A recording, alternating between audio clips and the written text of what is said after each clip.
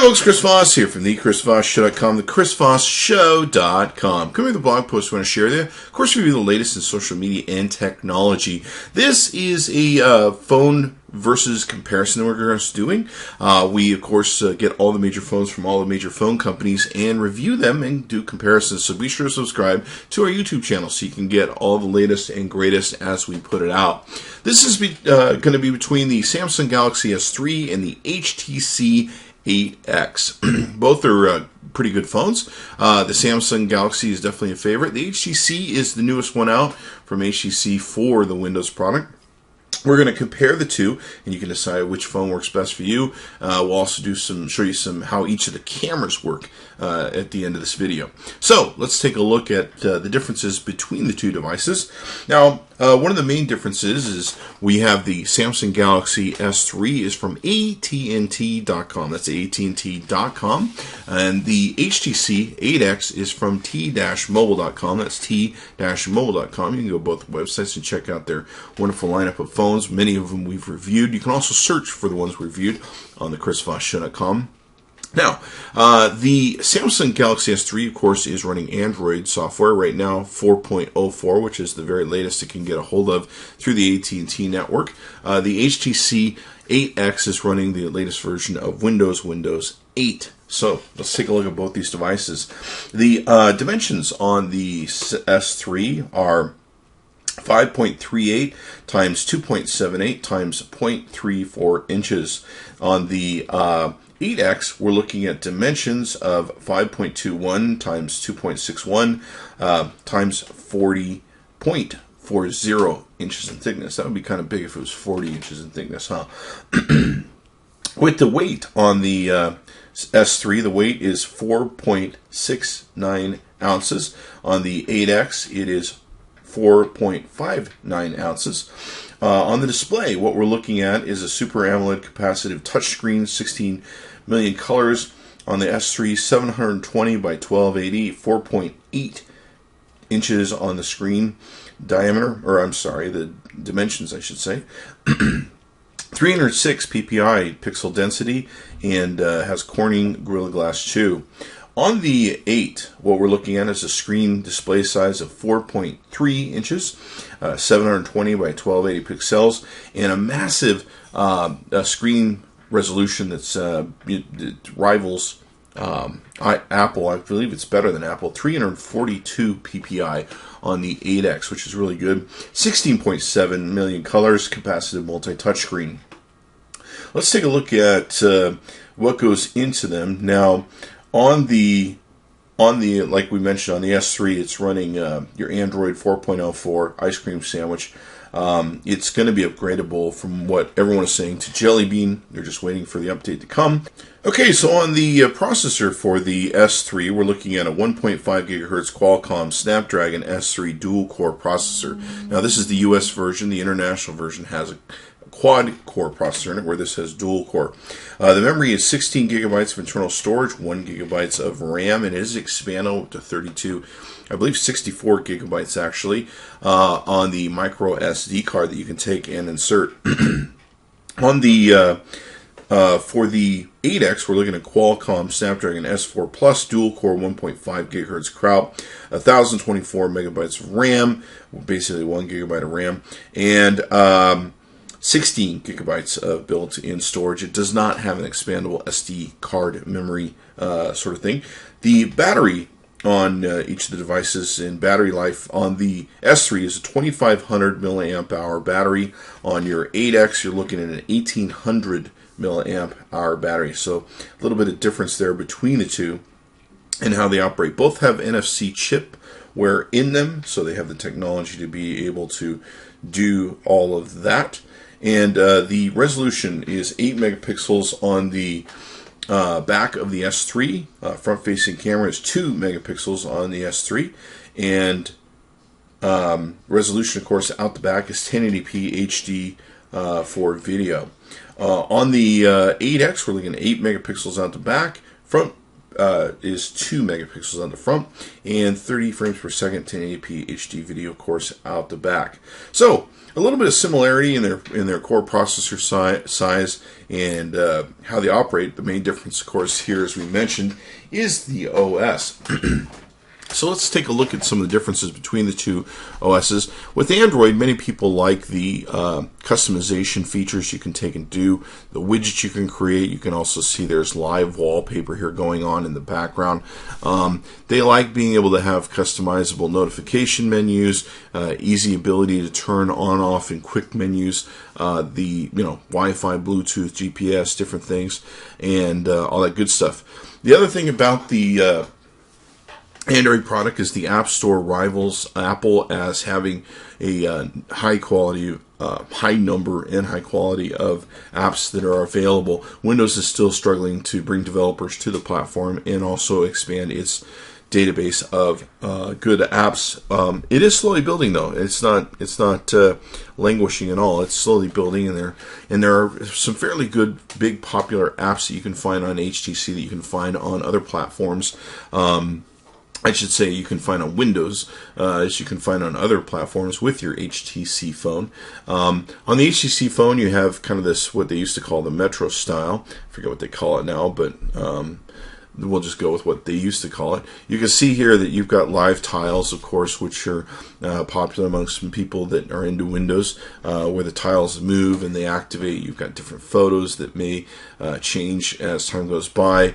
It will update, like your Facebook people area. It will sometimes update them with photos and pictures of their faces.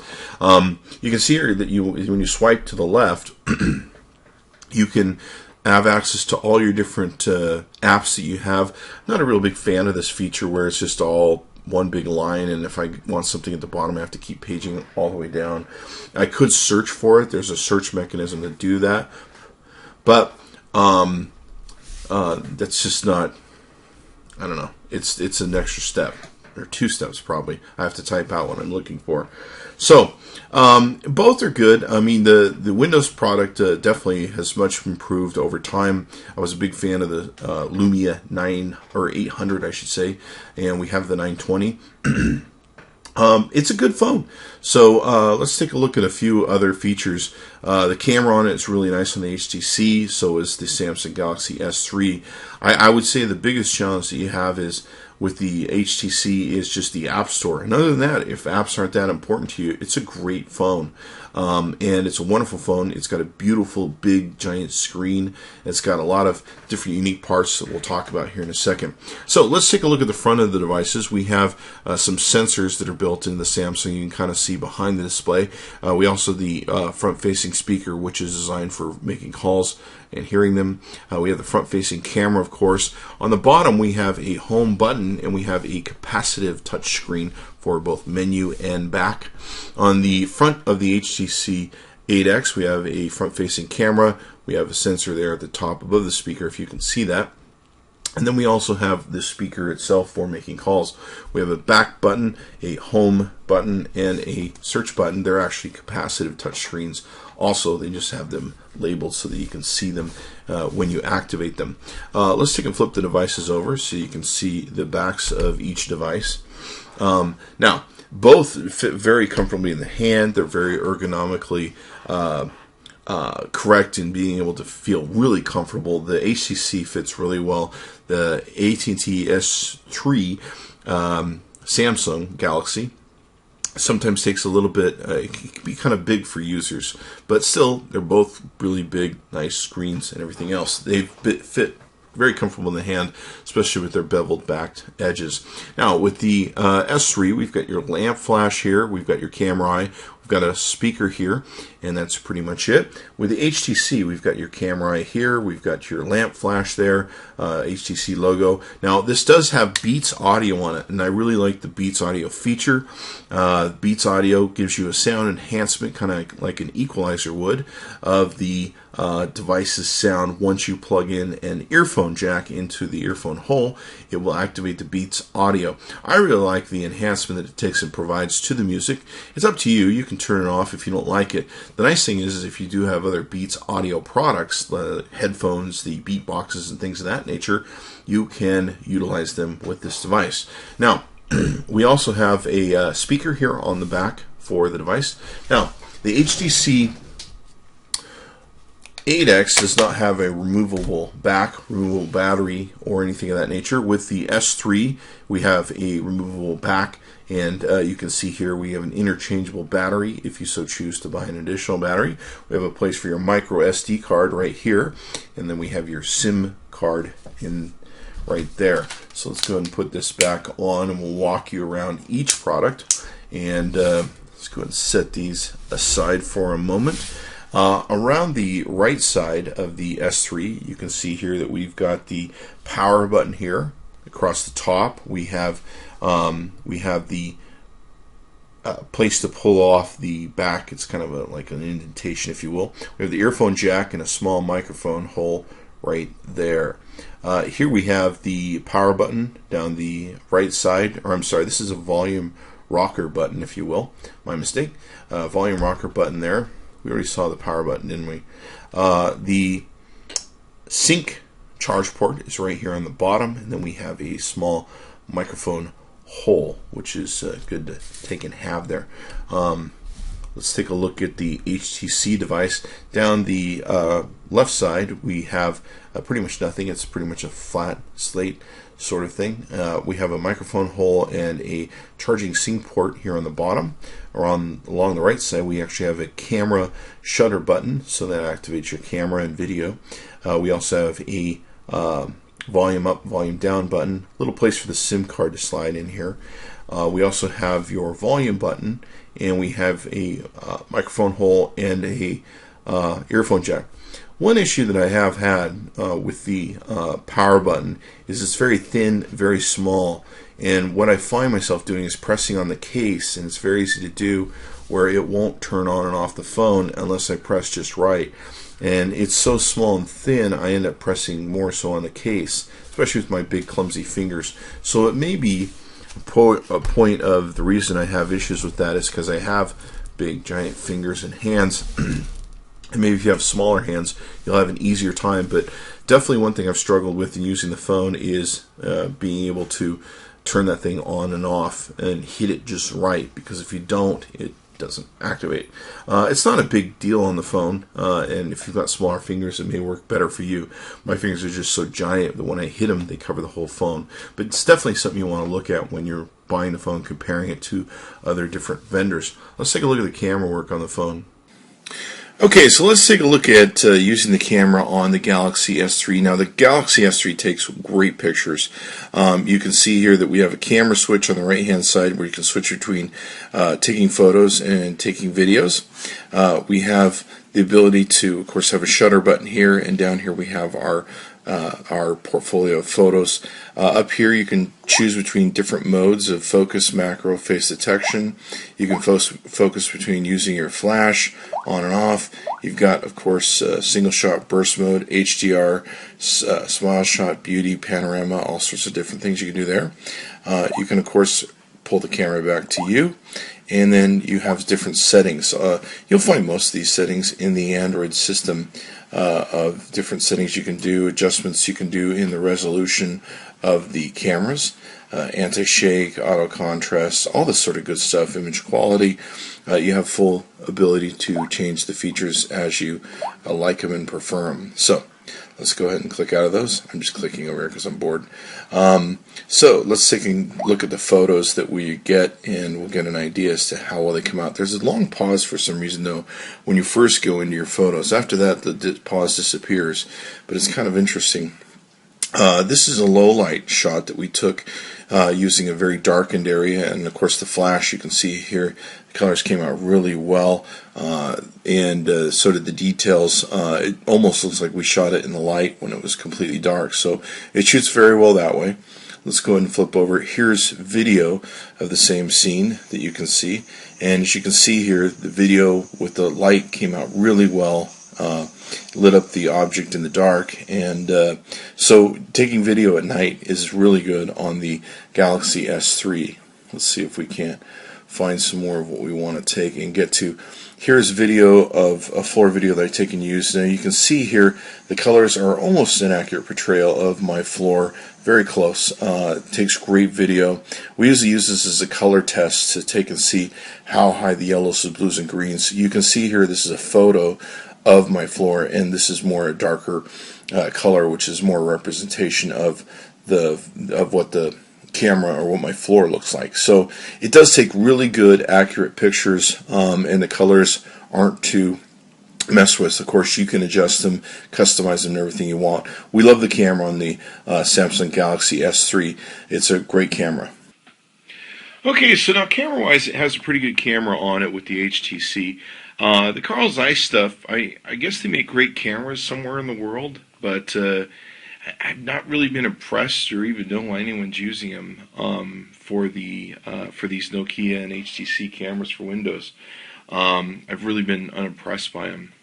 Okay, so the camera that's on the HTC is it's pretty good. It does a good job. It does a good job with video in well-lit situations. It does a good job with photos in well-lit situations. In the dark with flash, not as impressed with it. And same thing with video. In fact, I'm kind of disappointed on the video in dark environments. But hey, you mostly shoot in well-lit environments, so that's what's important. So let's take a look at some of the menus here. We've got a button, of course, that will take us to the portfolio area. You almost kind of have to really hit and miss, learn the hard way with some of these buttons. But for the most part, you can switch between your camera and your camcorder eye here. You've got different things you can put in. You've got your flash, you've got your front and back camera, you've got some menu items, I believe, right here. I've really struggled with to just master the basics on this camera. If you press the wrong button, you go into completely different areas, and it's taken me a while to really get it down. It's just not very intuitive, and that's important in products. So you can switch between photo and video. One of the problems is if you push the wrong button, it will take a picture, it will activate the video. You also have your camera button push here. Obviously, if you're buying one of these, you're probably not buying it for the camera, but it will do a good camera job. It's a good little phone, but definitely, if camera's important to you, you may want to look at a higher quality camera phone. So you can kind of see basics of what you can do. You can adjust everything, of course. Here's some dark video that we're really not impressed with. This is shot in the blackness of a room, and it really had problems. We had to take a couple times just to get it to focus. The problem is you press the screen to try and get a focus, like you can with other cameras, it just stops the video, which is really irritating. It really had a hard time. You can see here we've got a well-lit, of course, outside photo shot that we've taken and doing with video, and it comes out pretty good for the colors. Comes out pretty good, not too bad. It dealt pretty well with the sun blasting into it, so it did okay. I mean, I'd say it's a good camera, an okay, good cameras, somewhere in there. So let's take a look at some other things that we have. Here's some shots outside. Good shots. Okay, nothing spectacular to write home to mom about, but definitely the shots are clean. They look good. They're well shot. It's definitely an 8-megapixel camera, so you've got that, and you're going to get good shots. Are you going to get great shots that maybe you might be used to with some more expensive cameras? No, but then you have to spend a whole lot more money. You can just see some of the shots that we took here. Now, this one shot was completely in the dark shot, where we totally in a dark environment, and the flash had to find itself. Not real impressed at how much it picked up in the image or the quality of the color. But like I said, it's a good little phone. I just probably wouldn't buy it for the camera. Okay, so all in all, we've liked both phones. Both phones are great phones when it comes down to it. It just depends on your preference of OS and what you take and want to have in your phone, and your price points, of course. You can go to AT&T.com. That's AT&T.com. amzn.to and check out the Galaxy Samsung S3. You can also search the Chris Voss Show and see all the other reviews we've done with the device. You can also see the HTC 8X at t-mobile.com. That's t-mobile.com.